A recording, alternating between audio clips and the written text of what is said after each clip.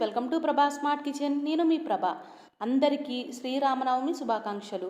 శ్రీరామనవమి రోజు రాముల వారికి నైవేద్యంగా నివేదించే ప్రసాదాలను ఈరోజు నేను మీతో షేర్ చేసుకుంటాను.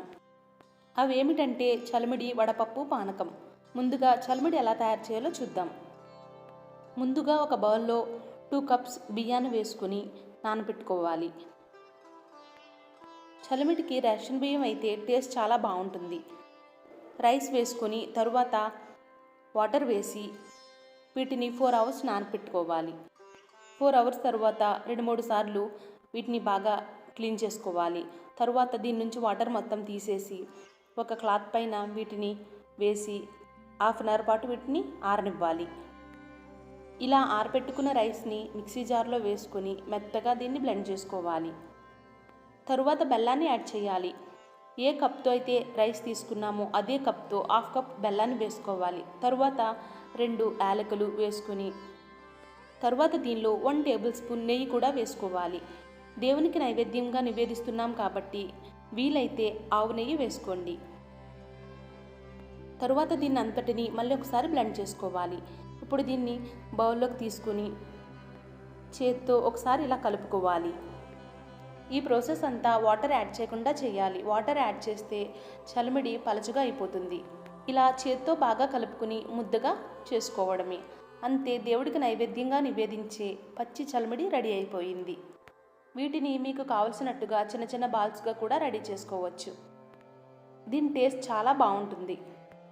ఇప్పుడు వడపప్పు ఎలా తయారు చేసుకోవాలో చూద్దాం. దానికోసం ఒక బౌల్లో 1 కప్ పెసరపప్పుని వేసుకోవాలి. తరువాత దీనిలో వాటర్ వేసుకోవాలి. వాటర్ వేసుకున్న తర్వాత ఈ పెసరపప్పుని 1 అవర్ నానబెట్టుకోవాలి. 1 అవర్ తర్వాత దీన్ని ఒకసారి బాగా క్లీన్ చేసుకొని తరువాత దీని నుంచి వాటర్ మొత్తాన్ని తీసేయాలి. జనరల్లీ వడపప్పు అంటే ఇలానే ఉంటుంది. బెంగళూరులో అయితే టెంపుల్స్లో ఇచ్చే వడపప్పులో ఇవన్నీ ఉంటాయి. అది మీకు చూపిస్తున్నాను. నానిన పెసరపప్పులో చిన్న ముక్కలుగా కట్ చేసుకున్న పచ్చి మామిడి ముక్కలు 1 టేబుల్ స్పూన్, అలాగే క్యారెట్ తురుము 2 టేబుల్ స్పూన్స్, చిటికెడు సాల్ట్ వేసుకుని బాగా కలుపుకోవాలి. ఒక్కొక్కరు కొబ్బరి తురుము కూడా యాడ్ చేసుకుంటారు. దీన్నంతా బాగా మిక్స్ చేసుకోవాలి. ఇలా మిక్స్ చేసుకున్న వడపప్పుని దేవునికి నైవేద్యంగా నివేదించుకోవడమే. తరువాత పానకం ఎలా తయారు చేయాలో చూద్దాం. ఇప్పుడు ఒక బౌల్లో 1 గ్లాస్ వాటర్ని వేసుకోవాలి. తరువాత దీనిలో తురిమి పెట్టుకున్న బెల్లాన్ని 1/2 కప్ వేసుకోవాలి. బెల్లం అంతా ఈ వాటర్లో కరిగేంత వరకు దీన్ని కలుపుకోవాలి. ఇలా బెల్లం మొత్తం మెల్ట్ అయిన తర్వాత దీనిలో 1/2 టేబుల్ స్పూన్ మిరియాలు, 3 యాలకులు ఇలా పొడి చేసుకుని కలిపి పెట్టుకున్న బెల్లం వాటర్లో వేసుకోవాలి. ఈ పౌడర్ వేసుకున్న తర్వాత దీన్ని అంతటిని బాగా మిక్స్ చేసుకోవాలి. దీన్ని అంతటిని ఇలా కలిపి పెట్టుకున్న తర్వాత లేత తులసి ఆకులు కొన్ని దీనిలో వేసుకోవాలి.